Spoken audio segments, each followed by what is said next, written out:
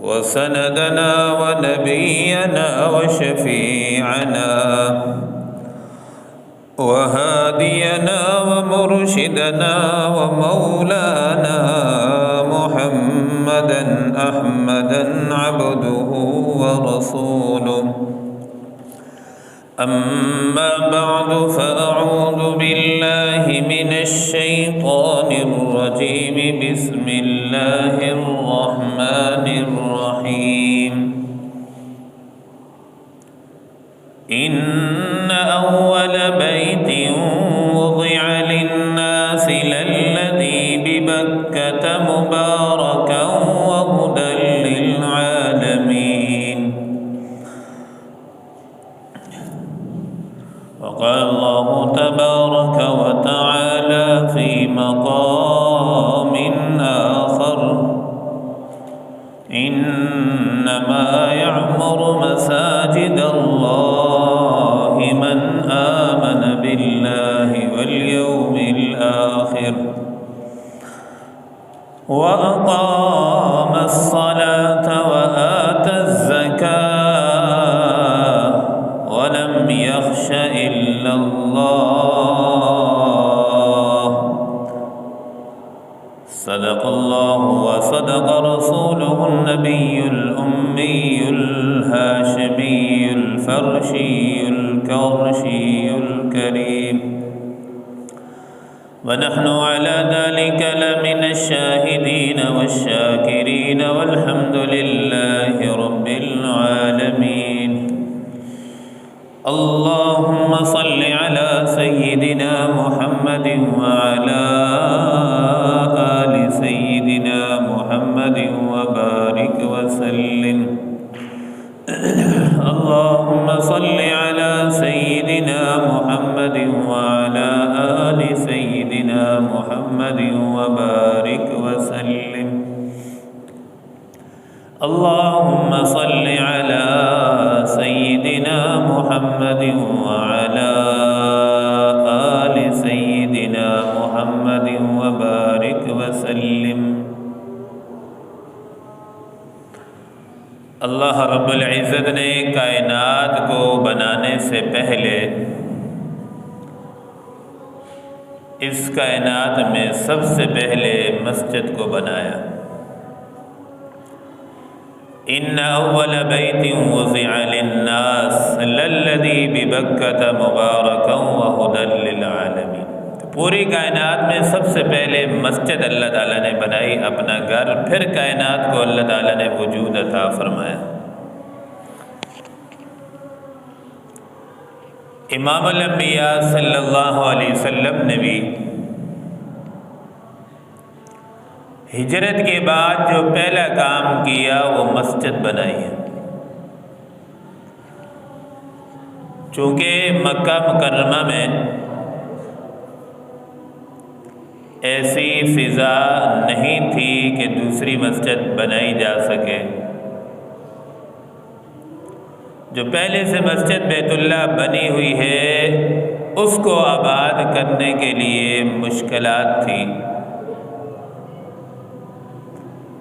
بیت اللہ کے اندر خود کافروں نے، مشرکین نے 360 بت رکھے ہوئے تھے.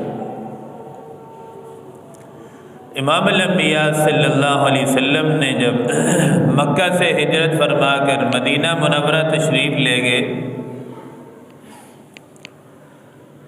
تو مدینہ کے اندر ایک قباء بستی ہے، اس کے اندر نبی پاک صلی اللہ علیہ وسلم نے 14 دن قیام فرمایا اور ایک مسجد قائم فرمائی جس کا نام قباء مسجد ہے. تو ہجرت فرما کر پہلا کام امام الانبیاء صلی اللہ علیہ وسلم نے مسجد بنائی ہے.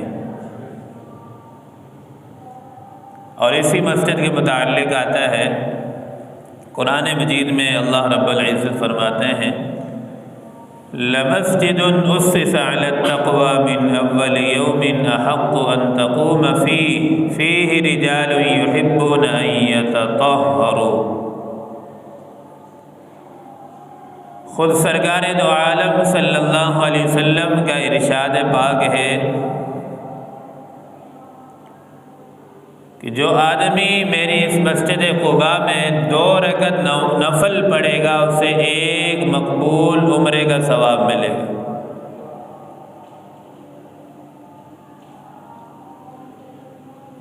تو اسلام میں مدینہ منورہ میں مسجد قباء پہلی مسجد ہے۔ پھر اسی طریقے سے حضور پاک صلی اللہ علیہ وسلم نے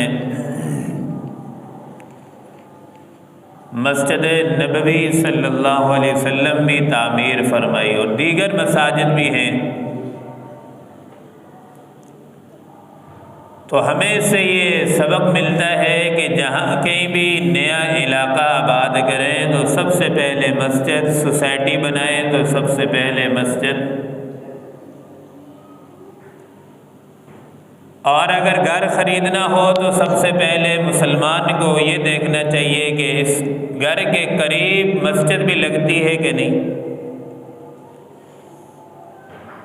مسجد قریب ہو تو پھر ترجیح دینی چاہیے کہ اس گھر کو آدمی لے لے، چونکہ بیت اللہ شریف پر اللہ رب العزت کی دن میں 120 رحمتیں نازل ہوتی ہیں، اور پھر یہ رحمتیں ان مساجد کی طرف منتقل ہوتی ہیں جن کا رخ بیت اللہ شریف کی طرف ہے۔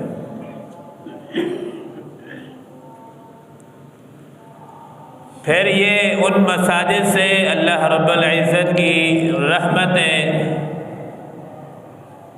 ان لوگوں تک پہنچتی ہیں جو مساجد کو آباد کرتے ہیں۔ مسجدیں آباد کیسی ہوتی ہیں؟ نماز پڑھنے سے، مسجد میں آنے سے، عبادات سے، معاملات سے مسجدیں آباد ہوتی ہیں۔ اب جو آدمی چاہے کہ اللہ کی رحمتیں مجھے نصیب ہوں، اسے چاہیے کہ اپنا تعلق مسجد کے ساتھ مضبوط کرے،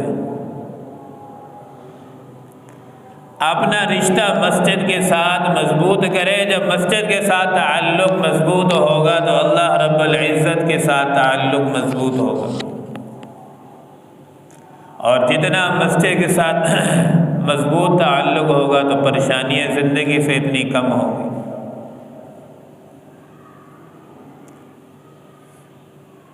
قیامت والے دن اللہ رب العزت جب بیت اللہ سے کہیں گے کہ جنت میں داخل ہو جاؤ، اب بیت اللہ کہے گا یا اللہ جو میری بیٹیاں ہیں، مساجد جتنی بھی ہیں یہ بیت اللہ کی بیٹیاں ہیں، تو بیت اللہ کہے گا کہ یا اللہ جو میری بیٹیاں ہیں مساجد، ان کو بھی میرے ساتھ جنت میں داخل فرما دیں۔ اللہ رب العزت فرمائیں گے ٹھیک ہے، جتنی بھی مسجدیں ہیں دنیا میں تھی سب کو اپنے ساتھ جنت میں لے جاؤ، اور یہ جتنی مسجدیں ہیں یہ ساری قیامت والے دن جنت کا حصہ ہوں گی۔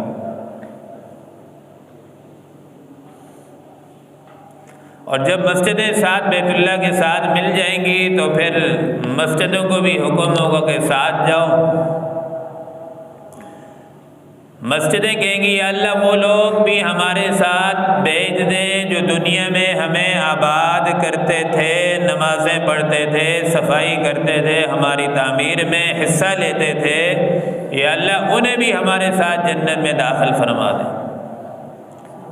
تو بیت اللہ کے ساتھ جتنی مسجدیں ہیں وہ بھی جنت میں جائیں گی۔ جو لوگ مسجدوں کو آباد کرتے ہیں، 5 وقت کی نماز جماعت کے ساتھ پڑھتے ہیں، آبادی کے ذریعہ بنتے ہیں، عبادات میں وقت دیتے ہیں اور مسجد کا خیال، مسجد کے ساتھ محبت رکھتے ہیں اور تعمیر میں ہر کام میں بڑھ چڑھ کر آگے بڑھتے ہیں تو یہ لوگ اس مسجد کے ساتھ جنت میں جائیں گے۔ اللہ کے گھر کے ساتھ محبت رکھنا یہ ایمان کی علامت ہے۔ ویسے تو پوری کائنات اللہ رب العزت کی ہے، یہ چاند، سورج، زمین سب کچھ اللہ کی ہے، لیکن اس جگہ کی خوش نصیبی ہے جس جگہ کو اللہ تعالیٰ کہہ دیں کہ یہ میری جگہ ہے، جیسے بیت اللہ ہے اللہ کا گھر۔ اب وہ جگہ ساری باقی جگہوں سے عظمت والی جگہ بن جاتی ہے، خوش نصیبی والی جگہ بن جاتی ہے۔ اس کو عام مثال سے یوں سمجھیں کہ والد کے لیے جتنی بھی اولاد ہوتی ہے، بیٹے بیٹیاں سب برابر ہوتی ہیں، لیکن اس بچے کا نصیب جاگ جاتا ہے جس کو والد یہ کہے کہ میرا بہت اچھا بچہ ہے اور بڑے کام کا بچہ ہے۔ استاد کے لیے شاگرد تو سارے برابر ہوتے ہیں، لیکن اس شاگرد کے لیے خوش نصیبی ہے جس کو استاد یہ کہہ دے کہ یہ میرا شاگرد ہے۔ پیر کے لیے یوں تو سارے مرید برابر ہوتے ہیں، لیکن جس مرید کو یہ کہہ دے پیر صاحب کہ یہ میرا اچھا مرید ہے تو سمجھ لیں کہ اس کی قسمت جاگ گئی ہے۔ وَلِلَّهِ مُلْكُ السَّمَاوَاتِ وَالْأَرْضِ، یہ زمین و آسمان سب اللہ کے ہیں۔ تو اس جگہ کی بھی خوش نصیبی ہے کہ جس جگہ کو اللہ تعالیٰ فرمائے کہ یہ میری جگہ ہے۔ قُلِ اللَّهُمَّ مَالِكَ الْمُلْكِ تُؤْتِي الْمُلْكَ مَن تَشَاءُ وَتَنزِعُ الْمُلْكَ مِمَّن تَشَاءُ وَتُعِزُّ مَن تَشَاءُ۔ تو یہ ساری کائنات میں اللہ رب العزت کی بادشاہی ہے اور اللہ رب العزت کی ہے سب کچھ۔ اب ایک جگہ کو خاص کر کے اللہ تعالیٰ فرمائیں کہ میری جگہ ہے۔ یہ جتنی بھی مساجد ہیں یہ اللہ کا گھر ہے اور اللہ کی جگہ ہے۔ تو مساجد در حقیقت اللہ رب العزت کے دربار ہے، یہ دربار الہی ہے۔ اب ان میں آنے کے لیے کچھ آداب بھی ہیں، مسجد میں داخل ہونے کے آداب، مسجد سے نکلنے کے آداب۔ اب جب آدمی مسجد میں آئے تو سنت طریقہ یہی ہے کہ آدمی دایاں پاؤں پہلے مسجد میں داخل کرے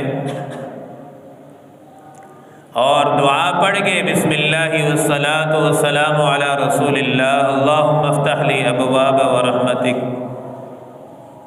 یہ دعا پڑھ کے مسجد میں داخل ہوں، اور جب تک مسجد میں رہے تو اعتکاف کی نیت کر لیں کہ میں جب تک مسجد میں رہوں گا اعتکاف میں، اور جب نکلے تو پھر دعا پڑھ کے سنت کے مطابق نکلیں۔ تو مسجد کے آداب ہیں، آداب کے مطابق آدمی مسجد میں داخل ہو۔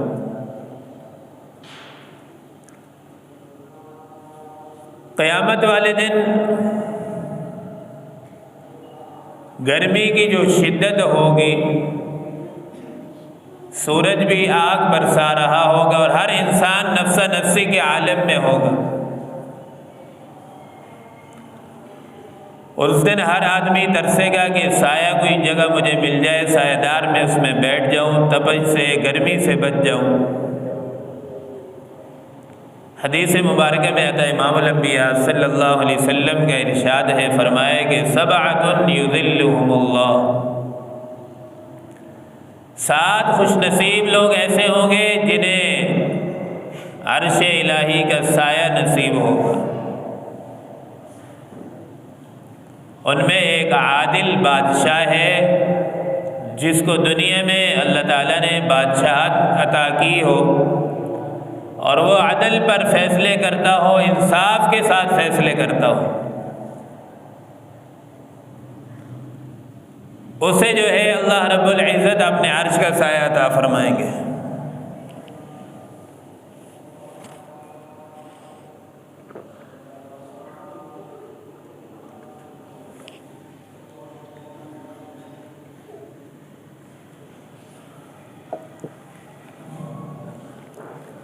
تو ان میں 7 آدمیوں میں ایک آدمی وہ بھی ہے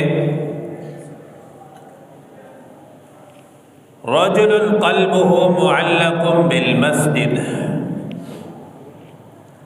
جس کا دل مسجد کے ساتھ لگا رہے، اٹکا رہے، وہ بھی قیامت والے دن اللہ رب العزت کے عرش کے سائے میں ہوگا۔ اب مسجد کے ساتھ دل لگا رہے، اٹکا رہے، دل اس کا کیا مطلب ہے؟ وہ آدمی بازار میں بیٹھا ہو تب بھی اس کے دل میں یہ خیال رہے کہ میں نے نماز پڑھنی ہے، نماز کا وقت نہ نکل جائے۔ وہ آدمی بازار میں تو چل رہا ہوتا ہے لیکن اس کے دل میں یہ خیال چل رہا ہوتا ہے کہ کہیں میرے کپڑوں میں ناپاکی نہ لگ جائے، گندا پانی نہ لگ جائے جس سے میری نماز خراب نہ ہو۔ ہوتے ہیں ایسے اللہ والے، بیٹھے تو بازار میں ہوتے ہیں، ہر وقت ان کے ذہن میں یہ خیال چل رہا ہوتا ہے کہ میں نے نماز پڑھنی ہے، نماز کے لیے جانا ہے۔ ہر وقت ان کے ذہن میں یہ فکر سوار رہتی ہے کہ میری نماز نہ نکل جائے، جماعت نہ نکل جائے۔ اور ظاہر سی بات ہے، حدیث مبارکہ میں آتا ہے جب انسان نمازی آدمی دنیا سے جاتا ہے، قبر کے اندر جب اسے وہ نظر آئے گا کہ سورج غروب ہو رہا ہے تو فوراً کہے گا کہ بھائی منکر نکیر سے کہ مجھے چھوڑ دو، میں نماز پڑھنی ہے۔ تو جو آدمی بازار میں بھی بیٹھے، دکان میں بھی، کام کاج میں بھی لگا رہے لیکن اس کا دل مسجد کی طرف اٹکا رہے، تو ایسے آدمی کے متعلق آتا ہے امام الانبیاء صلی اللہ علیہ وسلم نے فرمایا کہ قیامت کے دن اللہ رب العزت اس کو اپنے عرش کا سایہ نصیب فرمائیں گے۔ پوری کائنات میں 7 آدمی ہوں گے، 7 قسم کے لوگ ہوں گے جن کو سایہ ملے گا، ان میں ایک آدمی یہ بھی ہے۔ کتنا آسان کام ہے کہ جس کو اللہ کا عرش کا سایہ نصیب ہو جائے تو سمجھ لیں وہ کامیاب ہے۔ اور پھر دوسری فضیلت یہ ہے کہ جو آدمی گھر سے وضو کر کے مسجد کے لیے آتا ہے، حدیث مبارکہ میں آتا ہے کہ جیسے وہ قدم مسجد کی طرف اٹھاتا ہے، ہر قدم اٹھانے پر اللہ تعالیٰ ایک ایک گناہ معاف فرماتے ہیں اور ایک ایک درجہ اس کا بلند ہوتا ہے۔ اور اصل اس میں یہی ہے کہ انسان گھر سے وضو کر کے آئے، اس کا زیادہ ثواب ہے، بہت زیادہ فضیلت ہے۔ مسجدوں میں جو وضو خانے بنے ہوتے ہیں وہ تو مسافروں کے لیے ہوتا ہے، مجبوراً جہاں مسافر ہو آدمی، گھر قریب نہ ہو، چلو وضو نہ ہو تو مسجد میں وضو کر لے۔ اور جو آدمی محلے کا، اسے چاہیے گھر سے وضو کر کے آئے تاکہ زیادہ ثواب، زیادہ اجر پا لے۔ اور جب آدمی وضو کر کے مسجد کے لیے چلتا ہے گھر سے، امام الانبیاء صلی اللہ علیہ وسلم ارشاد فرماتے ہیں کہ راستے میں انسان اپنی انگلیوں کو بھی نہ چھٹکائے اور کوئی ایسی نامناسب حرکت بھی نہ کرے، اس لیے کہ جب وضو کر کے آدمی گھر سے چلتا ہے نماز کے لیے تو راستے کا جو وقت ہے وہ، اور مسجد میں جو نماز کا انتظار کرتا ہے وہ، یہ سارا وقت نماز میں لکھا جاتا ہے۔ تو آپ صلی اللہ علیہ وسلم نے فرمایا کہ انگلیوں سے نہ کھیلے راستے میں، کیوں؟ اس لیے کہ یہ نماز میں ہے۔ تو جو جتنا دور ہوگا مسجد سے، جتنا چل کے آئے گا، اتنے قدم اٹھیں گے، اتنا زیادہ اس کو اجر ملے گا۔ اور گھر سے وضو کریں گے اس کی فضیلت اور زیادہ ہے، اجر بھی زیادہ ہے، فضیلت بھی زیادہ ہے۔ اس لیے ہمیں چاہیے کہ ہم گھر سے وضو کر کے آئیں۔ امام الانبیاء صلی اللہ علیہ وسلم کے ارشاد ہے قیامت کے دن جو لوگ مسجدوں کو آباد کرتے ہیں، جس دن کوئی روشنی نہیں ہوگی، ہر طرف اندھیرا ہی اندھیرا ہوگا، تو اس وقت پیارے آقا صلی اللہ علیہ وسلم نے فرمایا کہ بشر المشائین، ان لوگوں کو بشارت دے دیں جو لوگ اندھیرے میں عشاء کی نماز، فجر کی نماز اندھیرے میں چل کر آ کر مسجد میں نماز پڑھتے ہیں، جماعت کے ساتھ مسجدوں کو آباد کرتے ہیں، پیارے آقا نے فرمایا کہ ان کو بشارت دے دیں قیامت کے دن، جس دن ہر طرف اندھیرا ہی اندھیرا ہوگا، تو ان لوگوں کے لیے اللہ رب العزت کی طرف سے خاص اہتمام ہوگا روشنی کا۔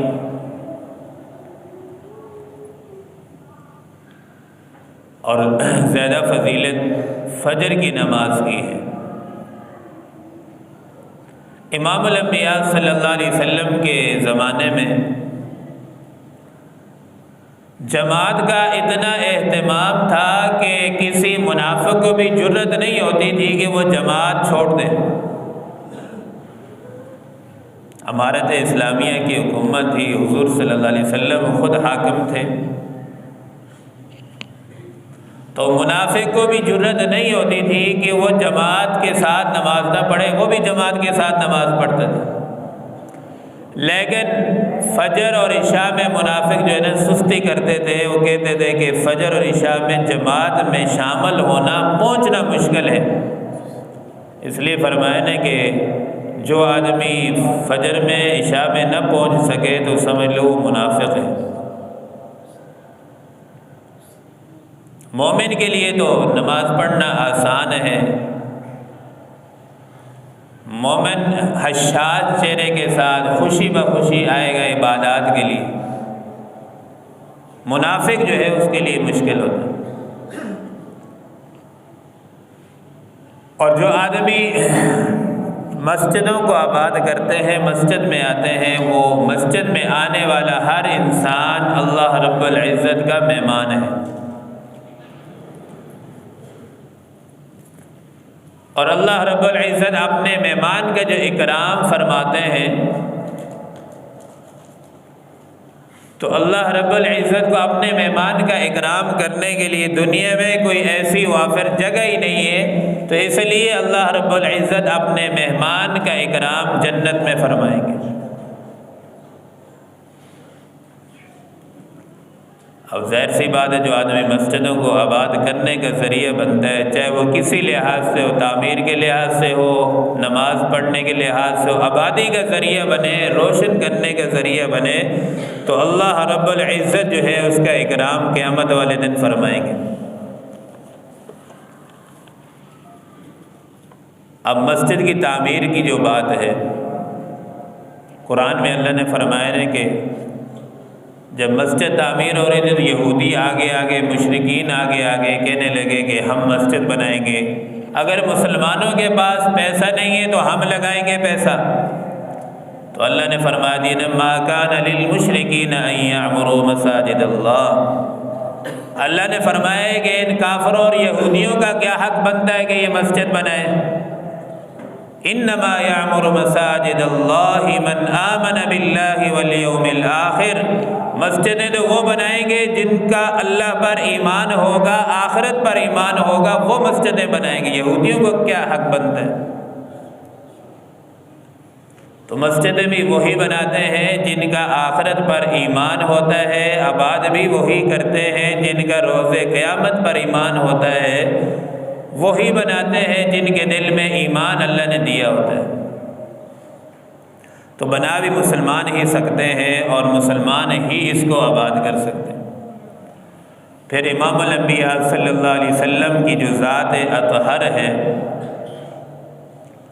اپنی امت کے لیے اتنی شفیق اور مہربان ذات ہے حضور صلی اللہ علیہ وسلم کی، آپ صلی اللہ علیہ وسلم جیسا شفیق نہ تو دنیا میں پہلے کوئی آیا ہے، نہ ہی کوئی آنے کا قیامت تک تصور کر سکتے ہیں۔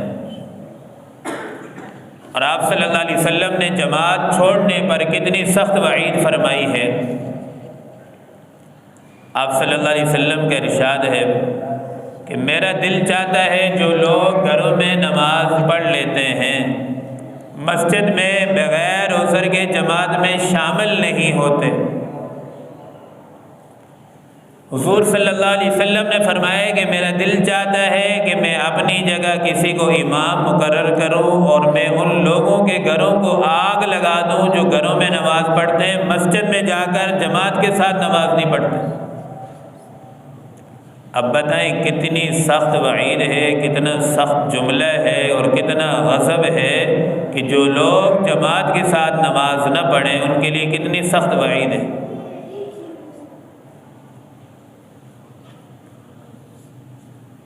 اور ایک بے نمازی اس کی نحوست کتنی ہے، دائیں طرف 40، بائیں طرف 40، آگے پیچھے 40 گھروں تک اس کی نحوست جاتی ہے جو آدمی نماز نہ پڑھے، اور 40 گھروں تک نحوست جاتی ہے تو خود اندازہ لگائیں جو خود بے نمازی ہوگا اس کے گھر میں کتنا وبال ہوگا، اور پھر اس کی اپنی زندگی میں کتنا وبال ہوگا، خود اس کا دل کتنا بے چین ہوگا۔ اس لیے ہم جتنی سکون کے ساتھ نماز پڑھیں گے تو اتنی ہماری سکون والی زندگی ہوگی، جتنی اطمینان کے ساتھ نماز ہوگی، تسلی کے ساتھ ہوگی، خشوع خضوع والی نماز ہوگی، اتنی اچھی ہماری زندگی ہوگی۔ اور قیامت والے دن امام الانبیاء صلی اللہ علیہ وسلم کا ارشاد ہے، فرمایا کہ جو آدمی دنیا میں نماز نہ پڑھتا ہو،